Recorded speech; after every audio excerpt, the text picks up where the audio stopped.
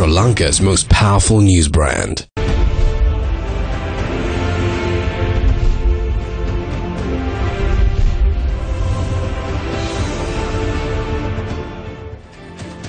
Hello there, a very good evening and welcome to tonight's edition of Face the Nation. Sri Lanka is currently in possession of the Foreign Exchange Act number 12 of 2017. What are its implications on the economy? Does it impinge on the powers of the Central Bank of Sri Lanka? Is the minister given too much power by this act? And does it really adversely impact things like money laundering, international terrorism funding? We'll find out. We have a fantastic panel of guests in our studio this evening. Let me very quickly introduce them to you. We have Mr. Chandra Jayaratna. We also have Dr. W.A. Vijayawardena, Mr. Nagananda Kodituaku, and Mr. Krishmal Vadnasurya. Gentlemen, thank you so much for joining this edition of Face the Nation. My first question is to Mr. Chandra Jayaratna. He's the former chairman of the Ceylon Chamber of Commerce. Mr. Jayaratna, there are several misconceptions in society about this new act. Could you very briefly, in the 3 minutes that you're allocated at this initial stage, outline for us what are some of the concerns that you have? Well, primarily, I have no concerns with the directions gazetted recently. Right. And I wonder now, having seen it, why it could not have been gazetted under the previous or implemented under the previous act without this new act. So therefore, the new regulations, which increases some more provision, giving people from a lower amount to a higher amount, something more clarity on record about how foreign exchange. That's the positive part of it. But the negative parts of it are in two particular aspects. The first is that to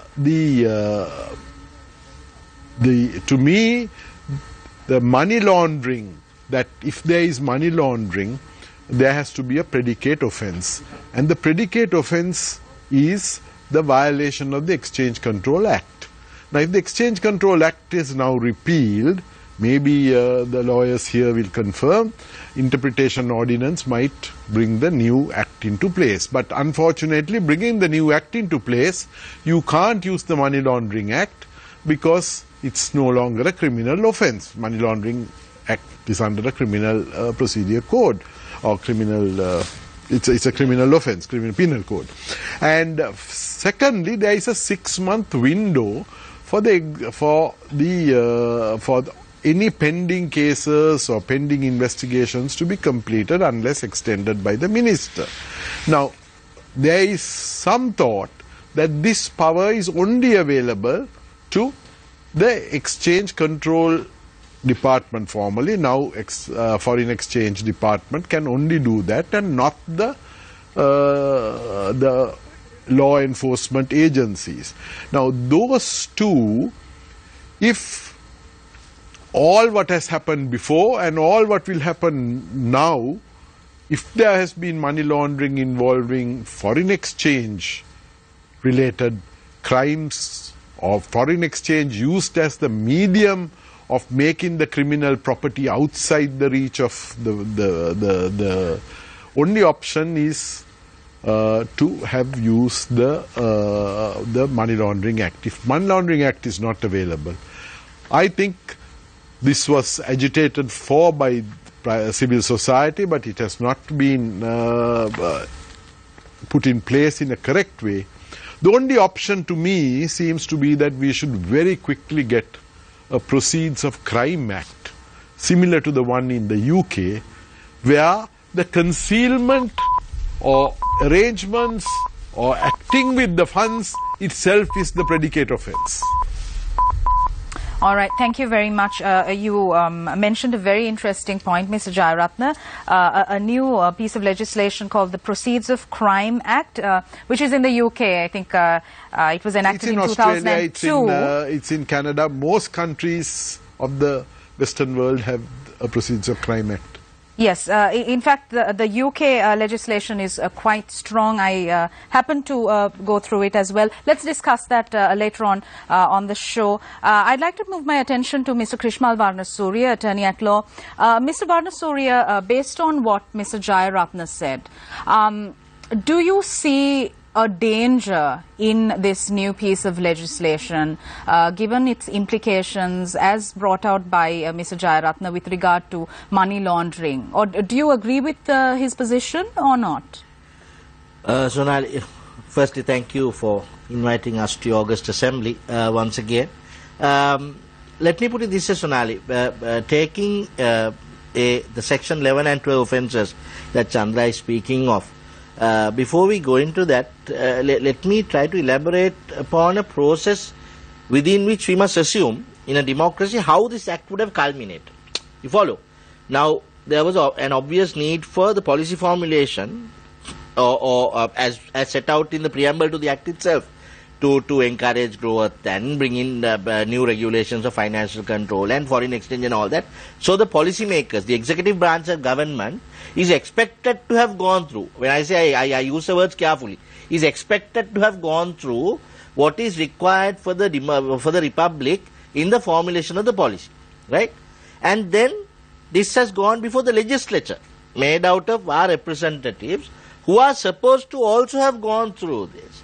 And the problems that Chandra and I are now looking at, what we will discuss in a minute, they 225 members that we send on our behalf, as to whether they can do it or not is something that the Republic must decide. They also have gone through this and voted upon, right? Now that's a legislative arm. Then it has also gone before the Supreme Court. There is a judicial process in this whole act, where people have gone before the Supreme Court and challenged several provisions of it for its constitutionality. Now, up to now, this, of course, section 11 and 12, I read the Supreme Court determination. There have been certain provisions that the Supreme Court had found as unconstitutional and suggested amendments. Now, having gone through those three processes, the executive, legislative and judicial arms of government, one expects this act to be consonant with what we, the people, require in the Republic now. Now we come to the problem that's been identified. Now, after all that process, if we have this problem, then obviously there is an issue that has not been addressed. So let's go to that issue now. I believe the question is this 6-month time window where an investigation or inquiry that has been commenced under this must be concluded. Now, of course, there is another provision that goes on to say that they may, if they want, ask the minister to extend that time period. And that now, the question is, what would happen? I think we were just discussing what would happen to an investigation that had been commenced previously. Isn't that so, Chandra? That's your question. And by the law enforcement agencies. By law enforcement agencies. Now, there is a concept. I don't know. I haven't read this act in its entirety, so I'll to give an opinion on it. I would like to study it more before I say it. But there is a assumption in law, as you know, that when something is not provided for specifically in an act, general principles shall prevail, and those general principles have to attach itself to what the legislature may have intended or would have intended in this to operate. Now, I can't imagine a situation, Chandra, where we suddenly bring an act. We can't imagine a situation where legislature, a reasonably thinking legislature would have intended, just because we suddenly bring a piece of legislation out, to one, cut down all other previous offences that may have been commenced under the previous regime, nor indeed that someone, an authority or another officer, that what we call a public officer within the interpretation of the law, an officer or a peace officer, someone who has an authority to look at a cognizable or non-cognizable offence, can bring this to the attention of the central bank. If specific provision is not here in that, I am sure either by working of common law, where we challenge this in a court of law and judges make the law, or even by interpretation itself, we have to go through the interpretation ordinance to see what provision we can use to make it, to bring it to a situation where such ridiculousness of legislation is shut out. Specific provision is 8.3, Yeah. which goes on to read that notwithstanding anything to the contrary in the provisions of any written law, any Sri Lankan citizen resident in Sri Lanka who remits to Sri Lanka any foreign exchange which have not been declared to the Commissioner General of Inland Revenue or head of the Department of Foreign Exchange before the appointed date, which are not the property in respect of which proceedings are pending in a court of law. That's right. Or an order an order made by court of law under Prevention of Money Laundering Act, or such other provision, or bribery, terrorist financing, all because that. Unfortunately this morning also a news line headed by Faras, the same thing was misinterpreted, I think, by the person who was brought in there. No, but these are different interpretations. So can I just so Sonali, first question is, this has gone through the 3 stages of the 3 arms of government, so we expect this to make sense. If one provision doesn't make sense, we have to either interpret it with reference to interpretation ordinance or the law as it stands, and if it doesn't, then we must take it. As you know, we don't have post-enactment review in Sri Lanka. Ideally, this ought to have been reviewed. If it doesn't, now we have to take a test case before a court of law and ask the lordships of the Supreme Court to interpret. Right. Thank you very much, Mr. Varnasuri. Just one small point, if I could make a correction with respect. You said that there were certain unconstitutional provisions when it came to the Supreme Court judgment, but the Supreme Court made changes to certain inconsistencies in the bill titled Foreign Exchange. No, that's incorrect, Sonali. The Supreme Court don't point out inconsistencies unless it's unconstitutional. One goes before the Supreme Court challenging any provision of the bill that is unconstitutional, right? And then the Supreme Court says, well, this to us seems to be now one of those provisions they found were unconstitutional in terms of Article 12.1. They said, but if you change these words to may and put these words in, then that inconsistency will disappear. So one goes before the Supreme Court, not for a tort or a delict, but when something is unconstitutional. In conclusion, it says, Mr. Varnasuri, this court concludes for the reasons set out above that the Foreign Exchange Bill is not inconsistent with any of the provisions of the Constitution. Yeah, so when corrected, as suggested by this court, by a simple majority of members present and voting. That's right. So one goes before the Supreme Court saying that certain provisions are unconstitutional or not consistent with provisions of the Constitution. You remove the inconsistency, it becomes constitution. Mr. Nagananda Kodituakku, I'd like to come to you now. Under the old law that we had, it was a criminal offence to violate the Exchange Control Act. However, under the new Act, these have now been downgraded to civil offences. So, in your opinion, do you think that this wouldn't have such a deterrent effect as before? What do you think of this aspect, that now the offences are mere civil offences? Do you think that this is forward thinking? What is your take? You have been quite vocal over the recent past on several social issues. Yeah. First and foremost, when these people elected to power, this government, what is the primary objective? The people of Sri Lanka expected, they were elected to perform their office, and the people expected them to perform their office honestly and with due respect and regard to the Constitution and the rule of law. The way this bill was brought in, I think no reasonably prudent person will agree that it was done with due respect and regard to the sovereign rights of the people of this country. Sri Lankan Constitution provides citizens to challenge, if I am wrong you can correct me, challenge any bill within a period of 1 week from the date the bill is placed on the order paper of the Parliament. Urgent. Yeah, now the urgent provision is removed now. It is no more there. Within a period of 1 week from the day it was placed on the order paper of the Constitution, that is Article 121. Right. Now, what was the intention of the legislature here? There was a deliberate attempt to facilitate certain individuals. I don't want to name them. The way it was done, it was placed on the order paper on 7th of April 2017. 8th, 9th, 10th, 13th, 14th of April were public holidays. So the citizens of this country had only 2 days to challenge this bill before the Supreme Court. I was one of the citizens who challenged it on behalf of the people of this country. As Fishman correctly said, there was a provision in this bill, the new, where they have removed all penal sanctions. All penal sanctions have been removed. Earlier, there was a penal sanction of 5 years rigorous imprisonment under the old law. That has been done away with. New law provides, there was a special provision in the new law that any offense committed by any particular individual under the old law has to be dealt with under the new law. That is what the new law says. When it was taken up before the Supreme Court, I challenged it on the basis. There was one individual who held the office of the Minister of Finance who received $300,000 from a person from US. That man is serving 11 years rigorous imprisonment in the US prison. And this particular individual who is in Sri Lanka, who was held the office of the Minister of Finance, he was only discharged. He claimed that he was exonerated even in the day that he resigned from the office of the Minister of Finance. He said, no, I was exonerated, which is an absolute lie. It was never done. There was no such thing. There was no truth in that statement at all.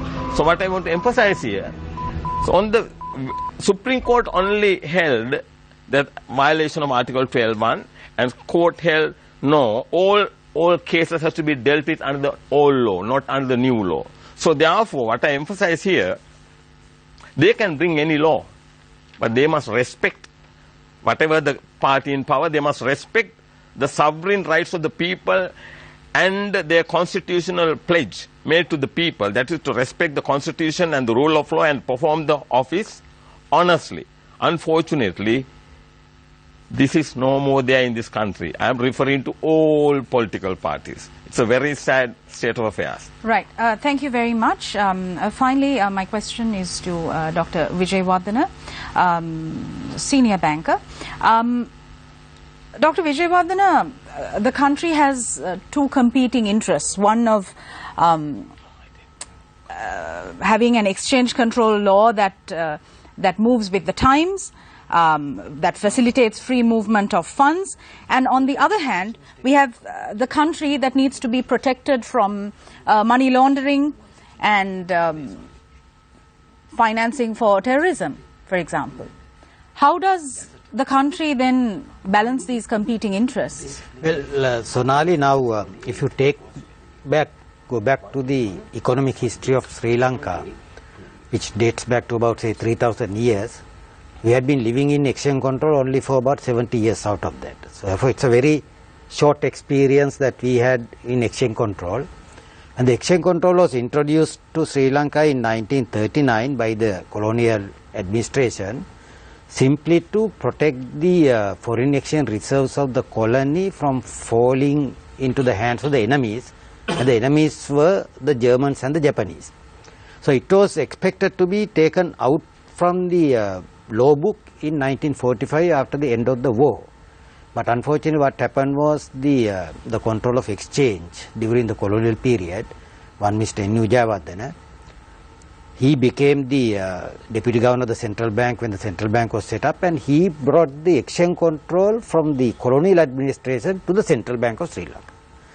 And what happened was, after he became the governor in 1954-53, he made the exchange control as a permanent law. And wipe out this criminality of the exchange control. This is only in Sri Lanka we have the exchange control acts considered as criminal offences. In other countries they are considered as civil offences. So what happened was, in terms of the new exchange control act, Sonali, wide powers had been given to an officer in the central bank called control of exchange, who had to function directly under the Minister of Finance and not under the Monetary Board. Monetary Board was kept out. And the Ministers of Finance, what they did was they used the Exchange Control Act in order to penalize their private enemies as well as their political enemies. It happened on many occasions, and I have witnessed it happening in the central bank. And the famous case, Sonali, is the man who brought the Exchange Control Act, N.U. Jayawardena. He confided in me in 2002 that after he became a victim on 2 occasions of the exchange control, that one of the biggest mistakes he made in his life was to make exchange control a permanent law. Because what happened in 1991 was one of the governors in the central bank had fallen foul with N.U. Jayawardena, and N.U. Jayawardena, one of the companies functioning at N.U. Jayawardena, had done some exchange control violations, and N.U. Jayawardena was fined the biggest ever fine which a control of exchange could have done, about 4 billion Sri Lanka rupees, and he couldn't pay. And amazingly what happened was, when that governor was removed and when the finance minister became the president, that particular 4 billion fine was compounded to 100 rupees and he was discharged. That's the first occasion. Second occasion was when N.U. Jayawardena set up this Merc Bank. The central bank's monetary board had given him a license to function as a commercial bank, but the Minister of Finance under the Exchange Control Act was expected to give another license for the Merc Bank to function as an authorized dealer in foreign exchange. Central Bank had given the license, but the Minister of Finance did not give that particular license because the managing director at that time was a close friend of the leader of opposition of the country at that time. So as a result, the Merc Bank became bankrupt because without foreign exchange transfer it cannot function. That was taken over by another development bank in Sri Lanka. So he became a victim on 2 occasions. He said that one of the mistakes he made was that making Exchange Control Act a permanent law and making it a very draconian law where a public official can impose a fine on a person without going through the legal process. So there was a necessity, Sonali, for us to amend the act, to bring a new act in order to reflect the situation of the country today. And that was the reason why the present government had enacted the Exchange Control Act, a new Foreign Exchange Act, repealing the former Exchange Control Act and decriminalizing the offence and make it a civil law. And today, of course, the particular offensive provision previously that we had in the Exchange Control Act had now been taken out. When the central bank gives a license to anyone to function as a commercial bank, the license to function as an authorized dealer is also now automatic. So therefore these things have been taken out. But of course I agree with Mr. Nagananda Kodinwattu, because the way, even though it's a good thing, the good thing had been done by the present government with bad taste. I mean, all kinds of hurry, without consulting people, without going before the chambers, without going before the business community. They had done it now, and of course now we find lots of anomalies are there, and now we have to enact another act to remove those anomalies. Right, thank you very much. Gentlemen, I'd like to open the floor for questions from Nadeem Majid and Faraz Shaukat Ali. Faraz, let's start off with you. Right, thank you, Sonali. Let's see. Dr. Vijay, I think. When you read through the through the Act, it appears that the minister in charge of the subject of the central bank his powers are rather wide and almost dangerous. One of my colleagues said it's almost dangerous. Is that true? Yeah, that's true, Farah. That's why I said that, you know, when we repealed the former Exchange Control Act, which was considered to be a draconian act, in the new Foreign Exchange Act, what we would have done is we would have empowered the Monetary Board of the Central Bank of Sri Lanka as the relevant authority. Because we cannot trust anymore politicians or ministers for functioning as independently and also impartially in this country. As a result, I can suspect that the things that had happened in the past with the Exchange Control Act might be repeated under the new Act also, because the wide powers that have been given to the minister in charge of the central bank, and of course there is again confusion. Normally the central bank should come under the Minister of Finance, but of course in the new good governance government we find the central bank had been listed for administration purposes under the Minister of Economic Affairs.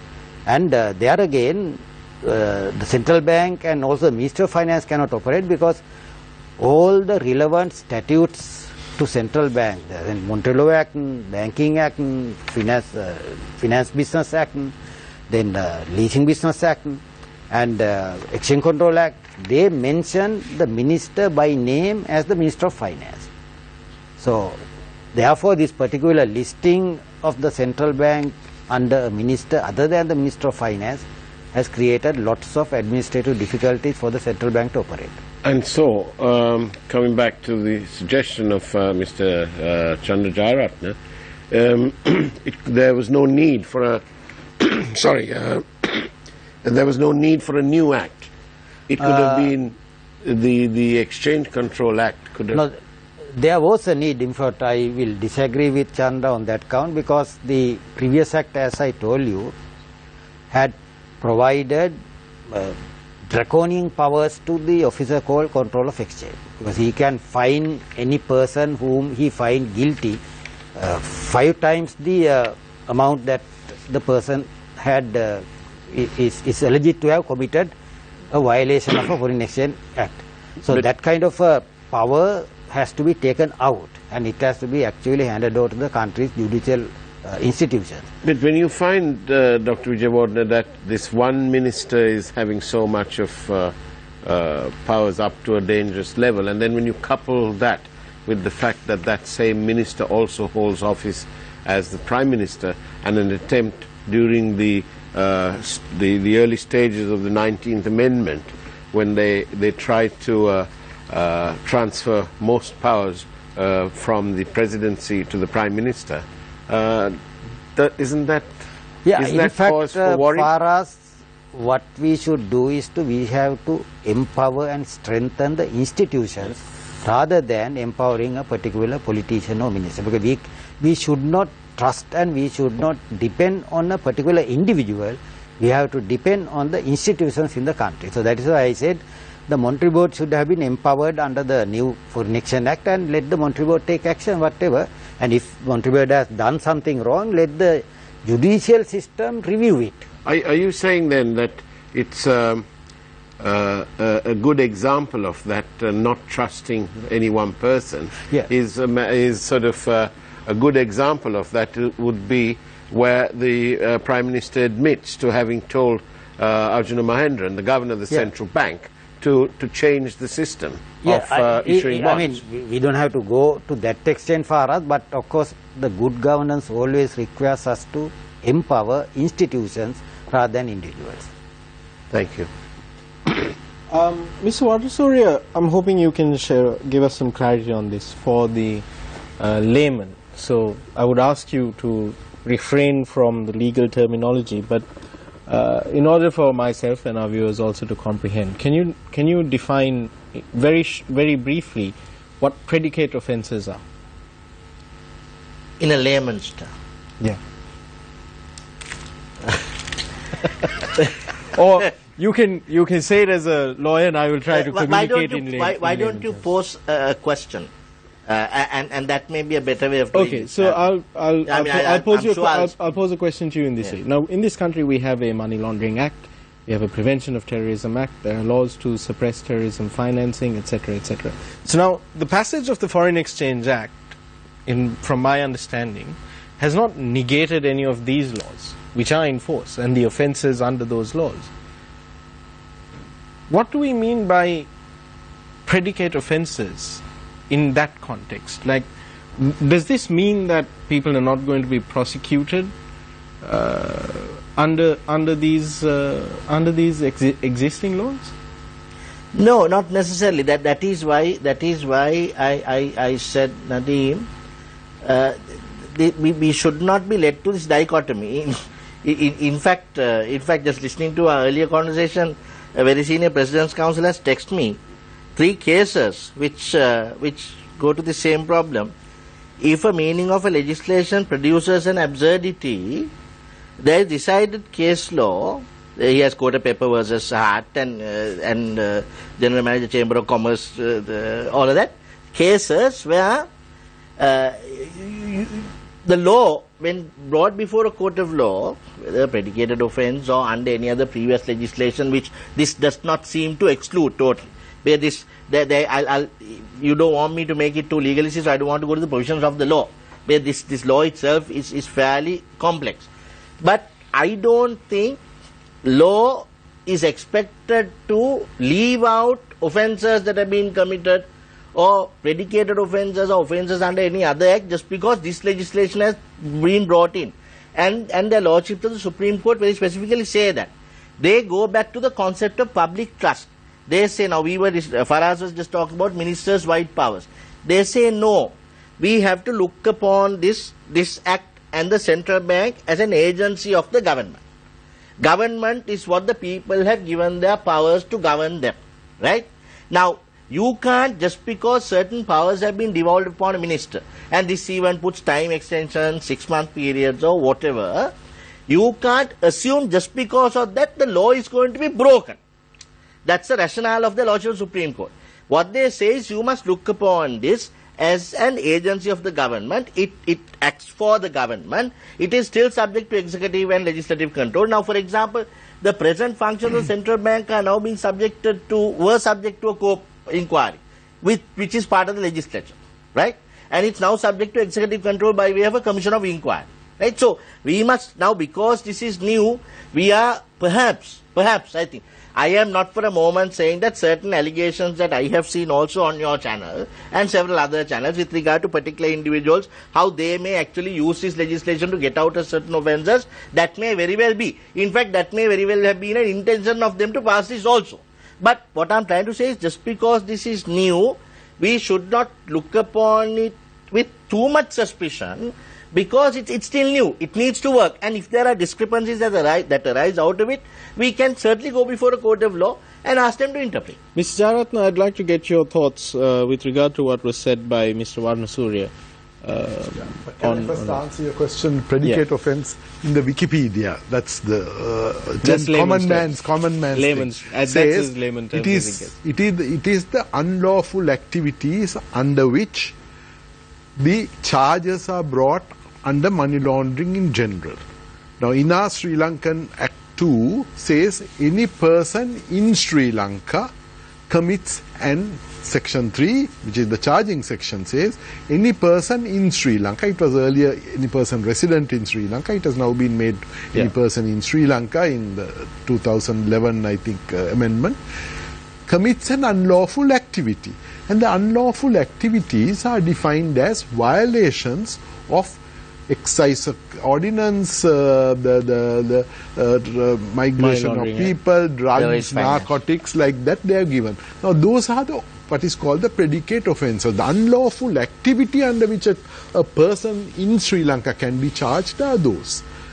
You can't charge the person for an unlawful activity in the Companies Act, for instance, as it stands now. Even including the primary dealers, there is a reference, but there is a catch-all clause which says the final predicate offence there is a minimum penal sentence of 5 years.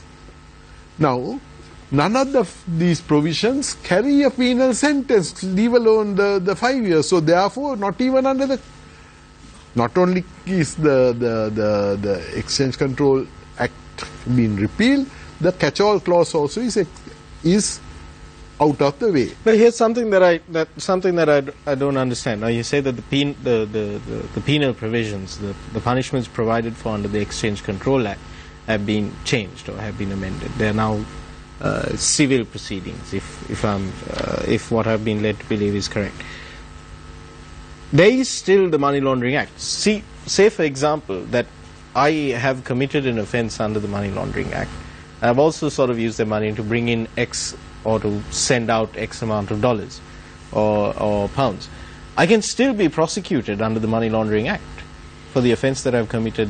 The offence is no longer an unlawful activity under the Money Laundering Act. That is the unfortunate thing. It's no longer an offence under the Money Laundering Act. Because Exchange Control Act, violation of the Exchange Control Act was an unlawful act for which a person in Sri Lanka could have been charged under the Money Laundering Act. But today, with that going away, there is a vacuum. okay, by interpretation ordinance, you might say you can bring in as a successor the the Foreign Exchange Act. But Foreign Exchange Act is also has no penal offences. So therefore, to my layman's interpretation, there cannot be money laundering charges raised on... Mr. Jayaratne, just one final question before I give back to Faraz.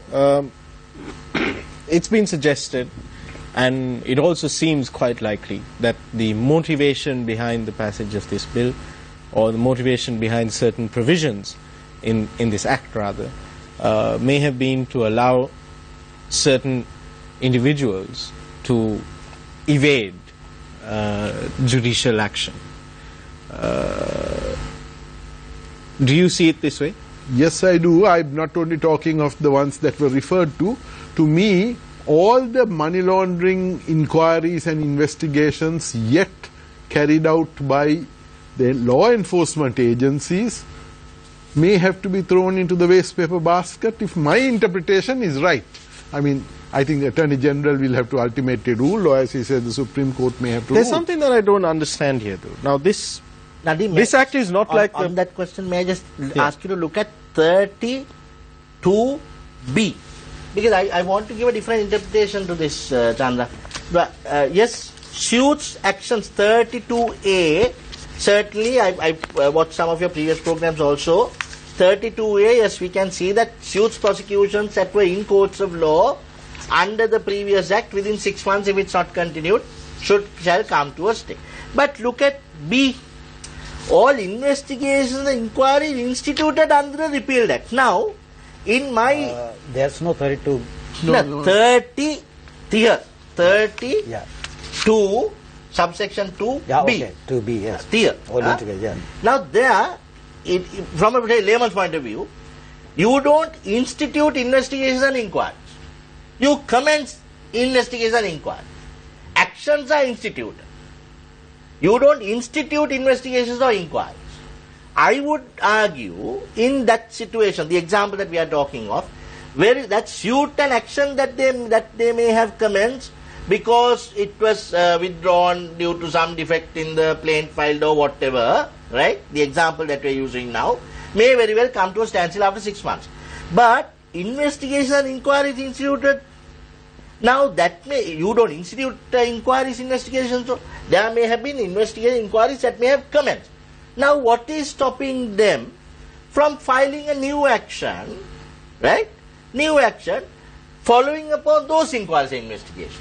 I'd like to bring in another lawyer on the panel also. Mr. Kodituakku, this isn't like that highly controversial Provincial Council Elections Amendment Act where the entire act was pretty much brought in at the committee stage of Parliament. This has gone through a process. You mentioned deficiencies in the judicial review process where there were only 2 days, but it has gone through that process. Petitions were filed, the Supreme Court did consider these petitions, so it has gone through from drafting to executive to policymaker scrutiny to legislative scrutiny and judicial scrutiny. All of the processes have been followed. Why is it that these issues are being highlighted now? Sorry, these issues have been highlighted by civil society and by myself on this program at least twice with has there been here when you all in your questioning panels. I'll rephrase that question in light of Mr. Jayaratne's statement. But Mr. Kodituakku, has there been a failure in one of the engines of government of the state in the passage of this bill?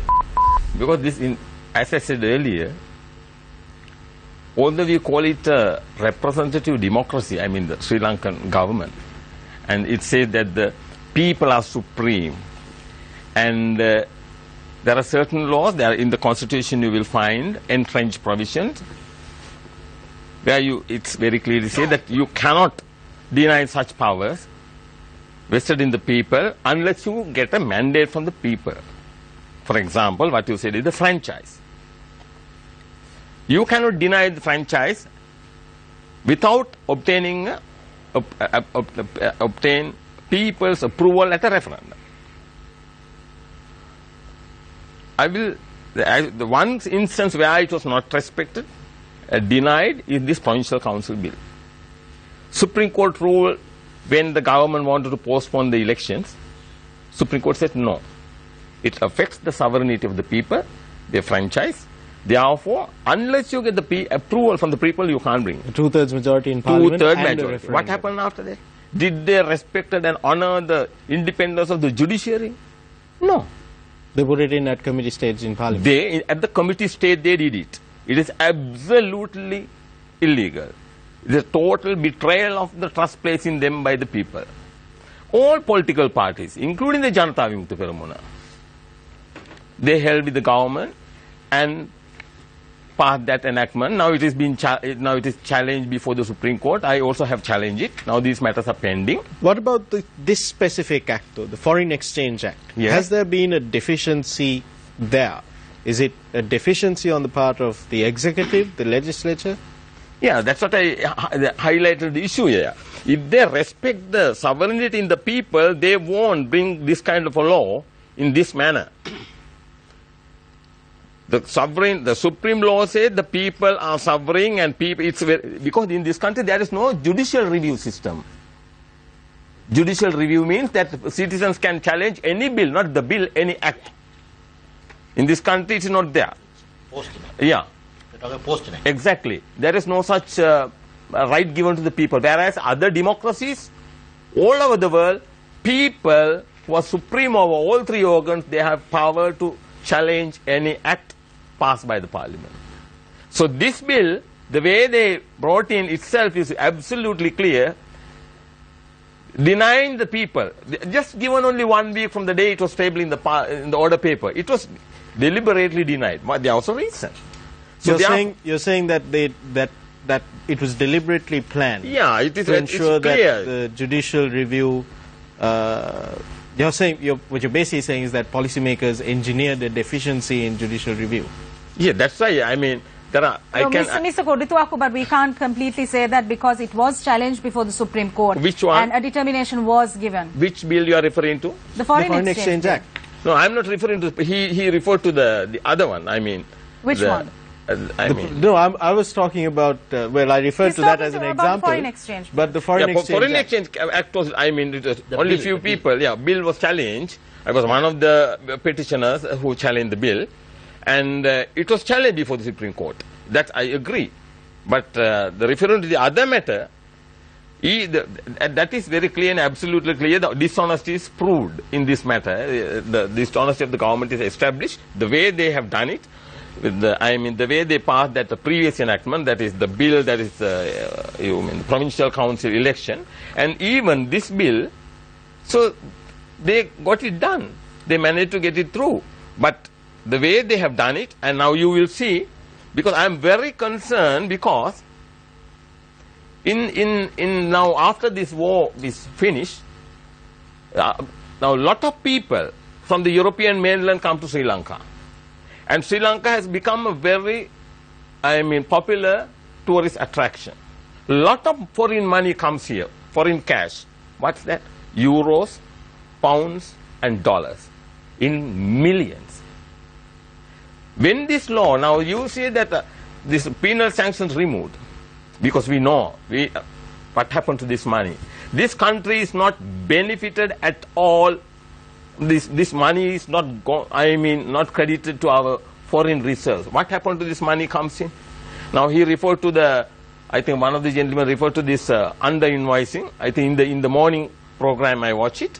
Under invoicing means you declare, because now in this country the tax is recovered on imported goods on ad valorem rate. That is the value, percentage of the value. So when you recover the duty on a value, so you pay, if it is 100%, then you pay the value of the goods. The most of our business community, they always under-invoice. When you under-invoice, you have to finance this money. Whatever it is, you have to send this money back. How they get this money? This is the kind of money. Hundreds of millions of foreign currencies taken in the baggages, in the suitcases, cash. So when these restrictions are completely removed now, what happens? the money simply goes out of the country. Thank you. Nadim, we have to go in for a short commercial break now. But Dr. We're discussing the Foreign Exchange Act number 12 of 2017 and its impact on society, on the economy and on the country and on you, the general public. Stay with us, we'll be right back.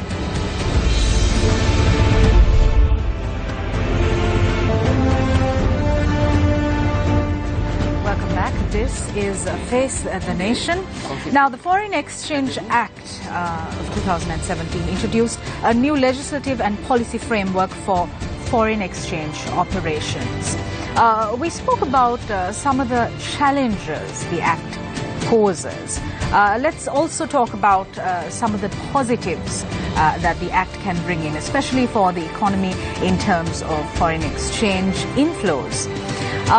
My first question is to Mr. Chandra Jayaratne, who has been a civil activist throughout and has championed a great number of issues successfully. And we thank you for the role you play. Mr. Jayaratne, if one were to look at this act in a positive light, what are some of the benefits that the general public, that our businessmen, that our entrepreneurs could gain out of this? Oh, very many, Sonali. If you take the without going to the Act, you go to the regulations that have been gazetted. For instance, earlier, if we want to go and invest $1 in Maldives to start a business, we have to go and stay at the Exchange Control Department, get permission, go to the BOI and get permission and all that and do. Now here, that is not necessary. We are allowed to convert through an official channel up to $1 million, I think. Yes, it's $1 million. In the case of a company, and $500,000 in the case of an individual to invest on a business overseas. Right. There's a schedule. Let me draw the attention to anybody because that may be a very interesting one. I think that was covered there. It's in Schedule 1. Eligible resident investors, if it's a company listed, they can take $2 million equivalent out. A company not listed can take up to 500,000. A partnership can take 300,000. An individual can take 200,000.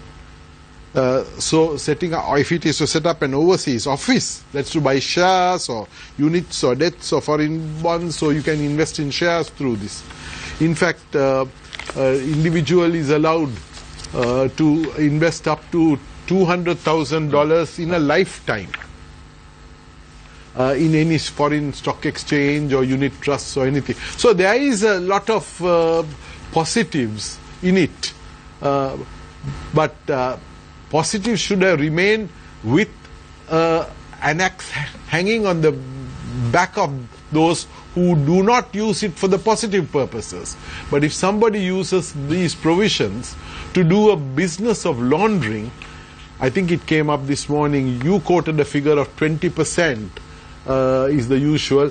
What I have heard is 20 to 40% is what, if it's bad money, really bad money, 40% is the premium that which in the world they launder, between 20 and 40. So we can allowing a laundering to go on. If it is bad money that is going to come, it will be at 1% payment, and that 1% is also waived off if it is invested in development bonds. And once it is invested, it can be taken outside at any one time. So we might become a center. Again, I'm going to the negative ones when you're saying, but obviously with all the good ones, the negative thing, really what I worry about is, in case the American banks decide to list us as a black money center or a money laundering center, and we are denied the access to dollars, how we are going to feed the people of this country is my real question. But that's a hypothetical, pessimistic way of looking at it, right? It is hypothetical. Okay, thank you very much for that, Mr. Jayaratna. My next question is to Mr. Nagananda Kodituaku, Attorney at Law.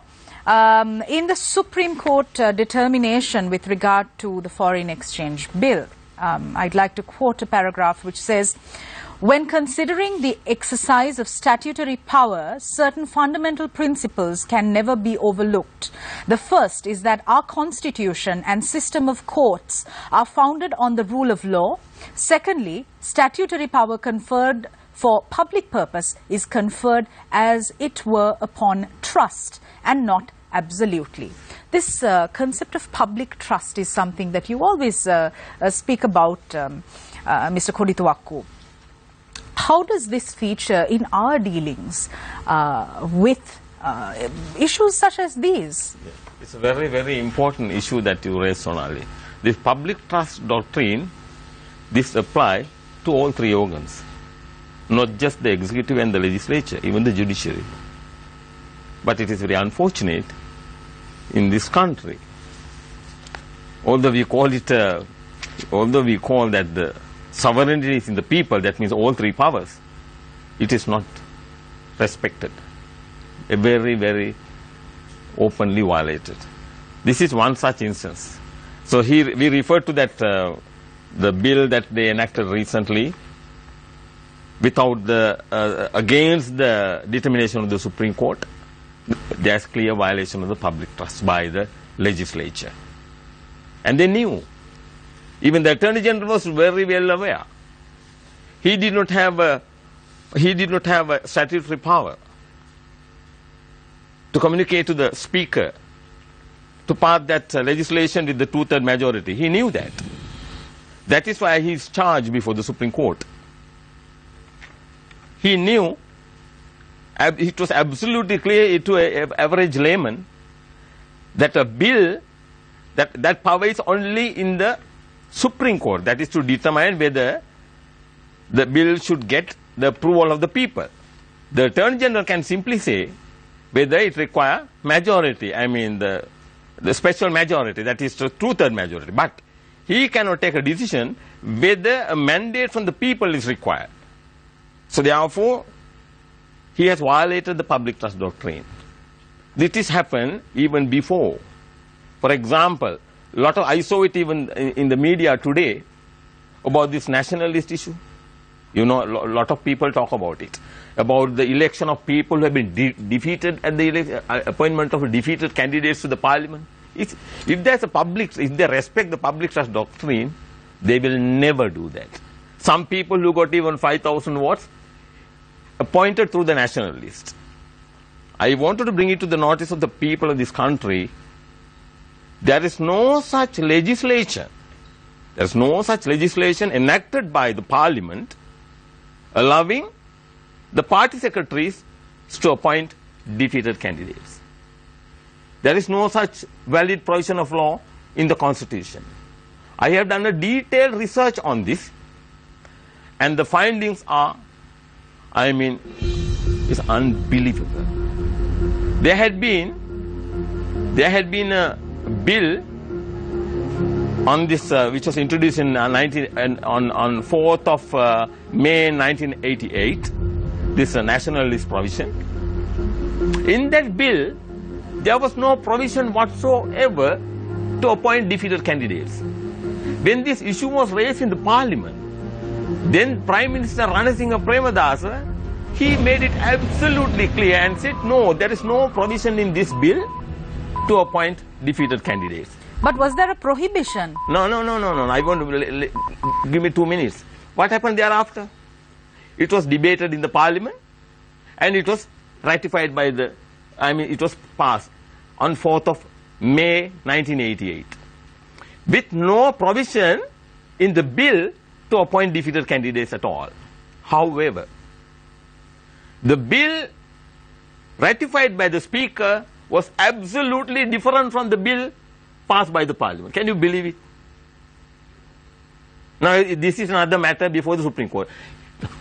If the legislature and the executive and the judiciary, in that particular case, the public trust doctrine, it was violated by the legislature. and the 5 judges in the Supreme Court, and the judiciary, and the legislature. All 3 organs were involved. So therefore, I want to emphasize, in this country, although we call it a representative democracy where the sovereign rights are in the people, sovereignty is in the people, it is only on paper, but it is not. All right, thank you. I'd like to move my attention to former Deputy Governor of the Central Bank, Dr. W.A. Wijewardena.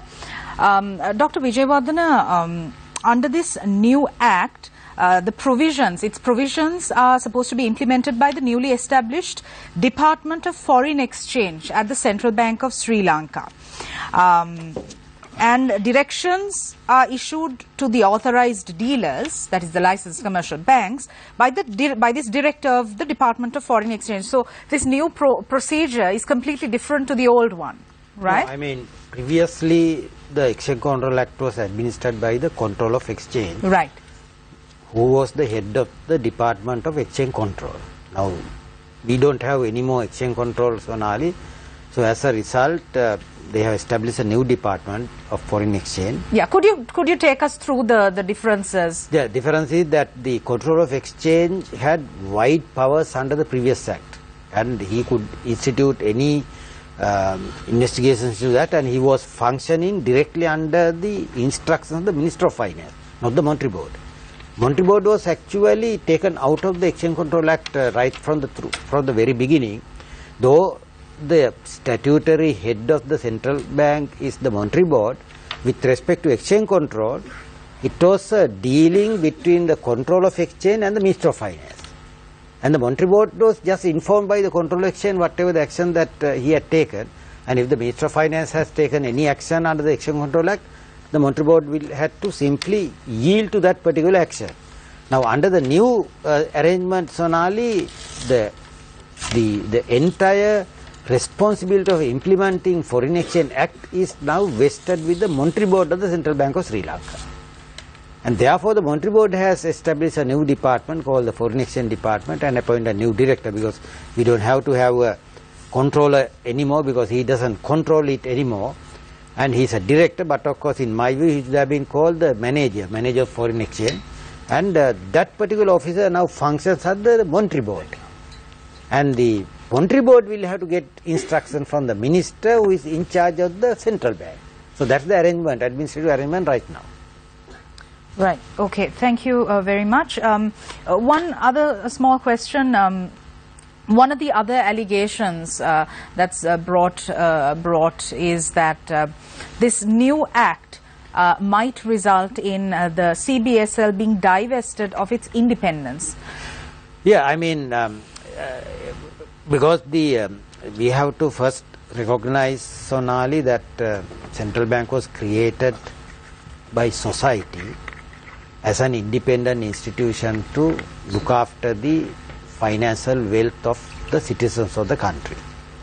So as a result, the Monetary Board has been the supreme authority over that particular affair, and no minister, no president, no prime minister could issue any direction to the Central Bank of Sri Lanka. But under the new act, as you say, the minister in charge of the central bank has wide powers with respect to foreign exchange operations, and therefore it can give directions to the Monetary Board of the Central Bank of Sri Lanka. So the claim that the central bank's independence has been diluted is actually correct with respect to Foreign Exchange Act, but not for the other laws affecting the Central Bank of Sri Lanka. All right, thank you very much. Finally, I move my attention to Attorney at Law Krishmal Varnasuriya.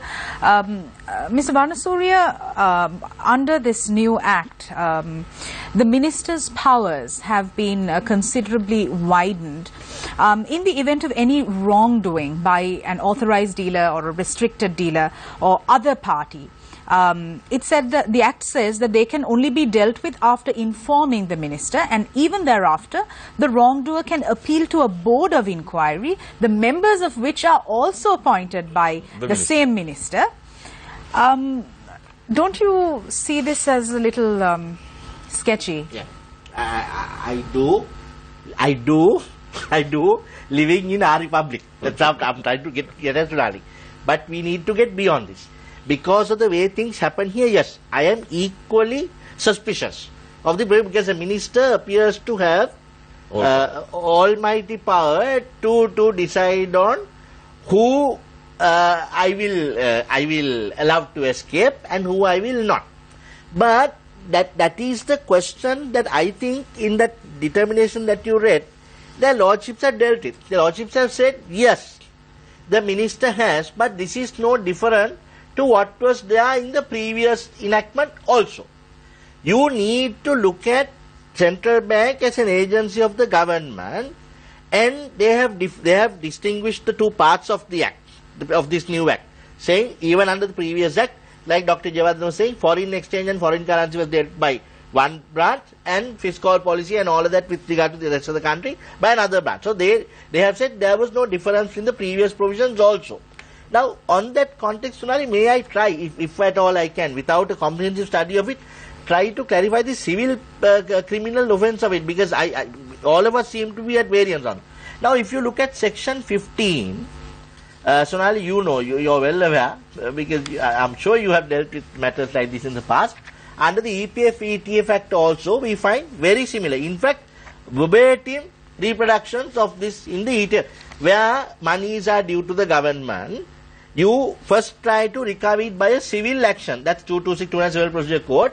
Then you remember the Dayavati case where you say, in the opinion of the Labour Commissioner, if recovery under the civil action is improbable, or if they are, then they go to the magistrate's court and then try to recover it as a fine due to the state. Now, the same, if I think 99% of the words verbatim have been reproduced in this. So, I don't see anything different to the law as it exists today in several other provisions that have come to this act.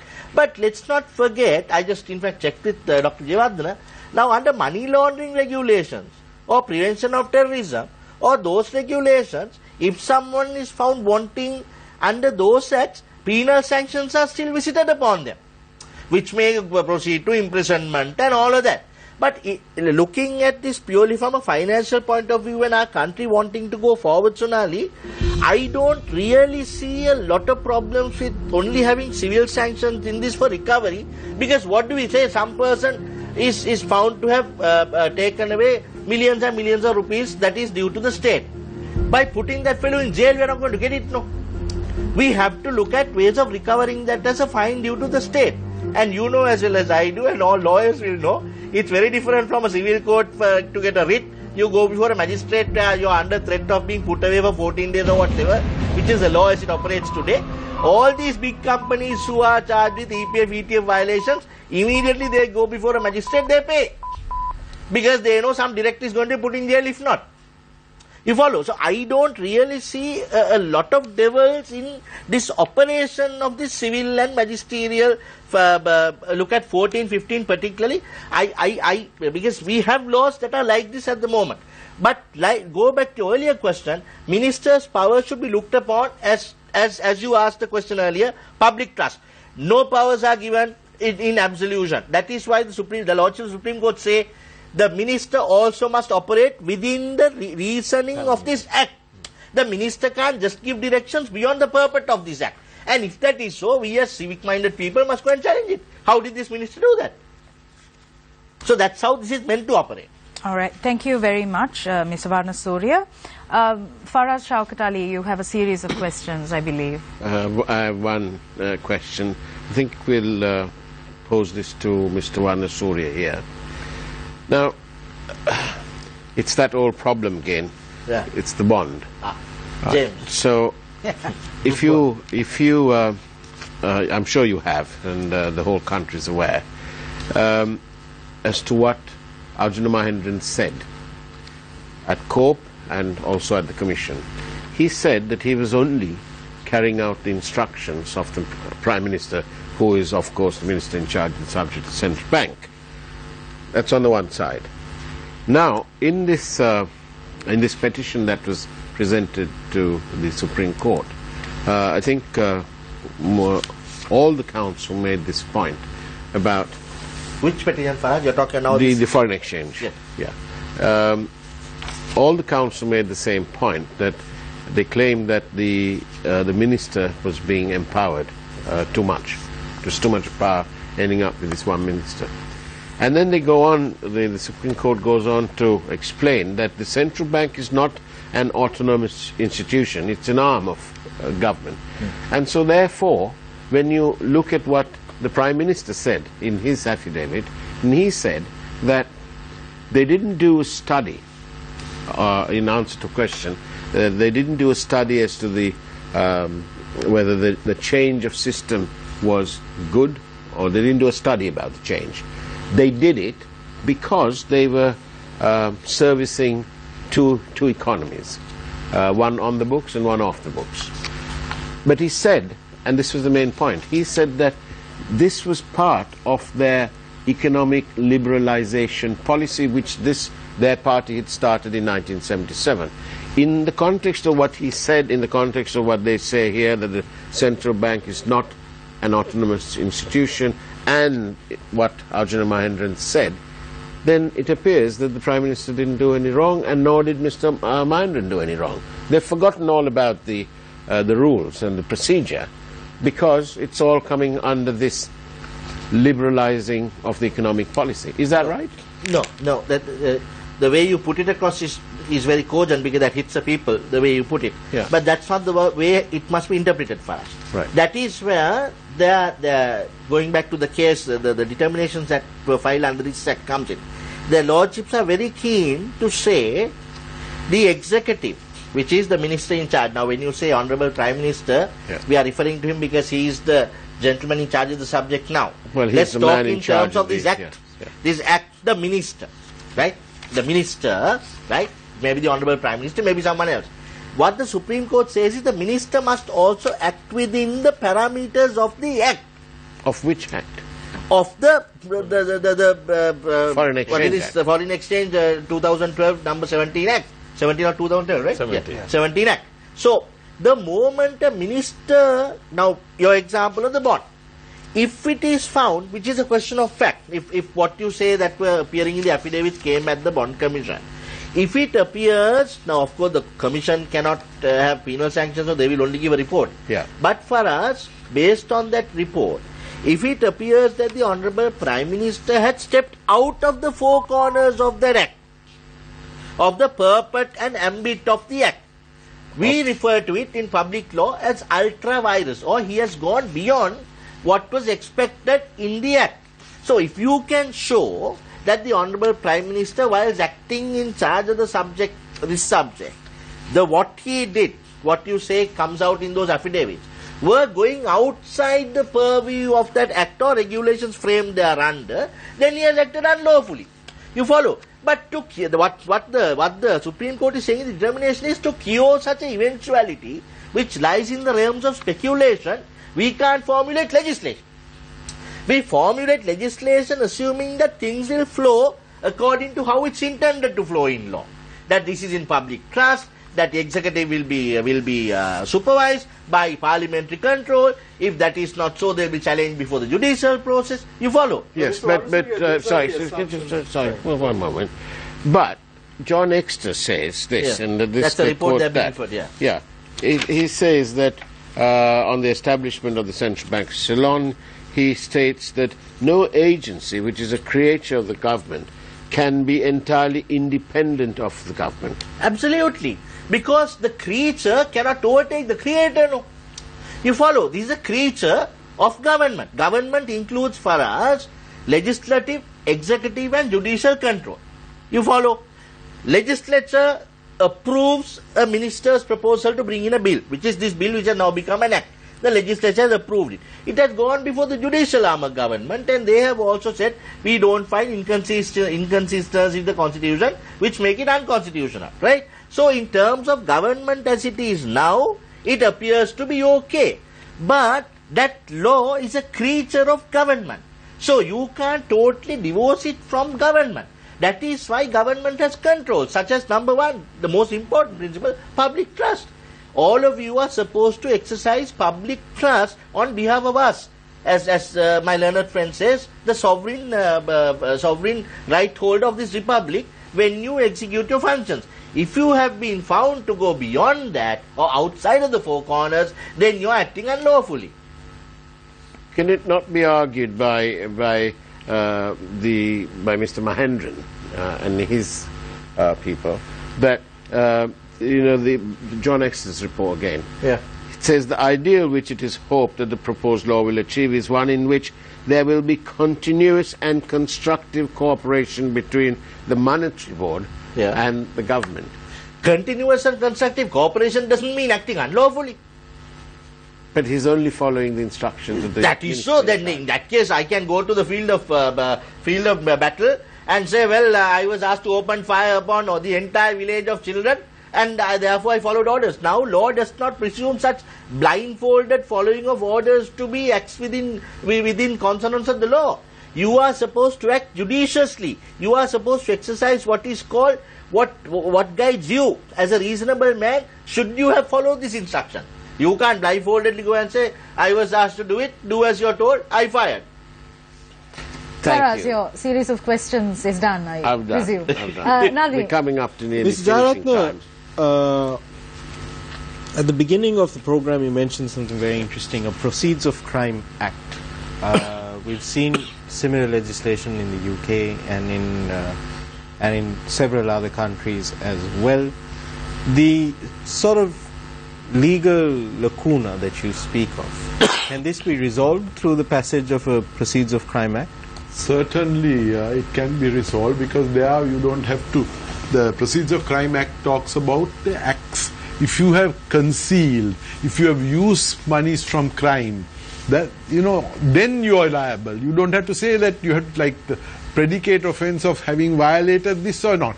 It is actually the criminal property you have created. If anybody has created criminal property, which is property obtained through a criminal act, that itself is what will be charged under procedure, and that can be recovered by enforcement orders or by court or whatever the means that is provided for in the act. So to us, Proceeds of Crime Act will allow, this is the more advanced stage of development of the law which we have to bring in. Currently, in Washington D.C., there is the Global Forum on asset recovery that is ongoing. There are several officers of the law and law enforcement officers from Sri Lanka that are participating at this forum. Sri Lanka is one of the focus countries at this forum, along with Nigeria, Tunisia, and Ukraine. And the Proceeds of Crime Act is something that will feature heavily in their discussions. Are you hopeful that this will result in that there will be some concrete results at the end of this? I'm not hopeful at all, because this is what is happening, started on Monday and Tuesday that you're talking about of this week. But if you take the UNCAC reviews of Sri Lanka, United Nations Convention Against Corruption, the last two reports we have told, last two reviews, so they are 4 years apart or 5 or 6 years apart. In both instances we have given a promise to bring up Sri Lanka's response has been, we will bring forth a Proceeds of Crime Act, and it has not happened. Now I'd like to use this opportunity just to highlight to Sonali and to you, before we end today, can we look at 4.2c and section 22, preservation of financial stability, and I think here Dr. Vijayawardhan and them will come in. Very important that we look at other things, but these are the two other critical areas I would like you to refer to if you get a chance. 4.2c and 22. Sorry. What is it that you're trying to highlight in 4.2c? Can I quickly read it, Sonali? Sure, absolutely. 4.2c says central bank may, subject to the provisions of section 9, grant special permission to any person not being an authorized dealer or a restricted dealer. So these are not the normal banks and others who are given limited license. So a third category has been introduced by this new act. By this new act. To deal in foreign exchange within Sri Lanka for specific purpose as may be prescribed by the minister by an order published in the Gazette. subject to such terms and conditions as may be specified in that order. Now the minister can tell tomorrow, Sonali will be granted $10 million to go and open a... Chandra, but then that doesn't mean that the minister can give you... Dr. Vijayawardena, can you clarify that? Yeah, even under the former Exchange Control Act, we had appointed dealers called money changers. Yes. And this actually refers to the same type of people who are being authorized by the central bank now. Other than a commercial bank or a specialized bank, you can appoint Nadeem as a money changer, and he can buy and sell foreign exchange in Sri Lanka, just like the money changers that you have in Singapore. But what are these specific purposes as prescribed by the minister? Just to widen the scope of the business, and also for people to have... But what do you mean by widen the scope of a money changer? How do you widen the scope of a money changer? Just to ask, clarify, because what you are... next section says 3, save as otherwise provided in this act, no person resident in Sri Lanka shall deal in foreign within or in outside Sri Lanka by any act which involves conversion of rupees, otherwise through an authorized dealer. Other than you know, Chandra, if you are going to get it done through, why do you have to give it to somebody to do something? Which I mean, now we are going to get 2.5 million tourists to Sri Lanka, Chandra, and they can't. I mean, our banks are open from say 8 o'clock to say 2:30, and if somebody wants to get his foreign exchange change in the middle of the night, we must have that facility, because we have this facility in all the other countries, money changers, Thailand, Malaysia, and Singapore, all the countries. So this is actually, there are 3 types of people who have been authorized to deal in foreign exchange now. Number 1, the commercial banks will be appointed as authorized dealers. Then specialized banks like National Savings Bank and all other specialized bank, development bank, they can be appointed. Then finally, the 3rd category is the normal businessman. But why couldn't these normal business people come under restricted dealer? They are only allowed, they could have been classified under restricted dealer to carry on the restricted one or changing money is not over $5,000 or $1,000. That would have been. But this is a special one which are being given. I'm only saying your intent might be good, but it doesn't have to be what you're saying.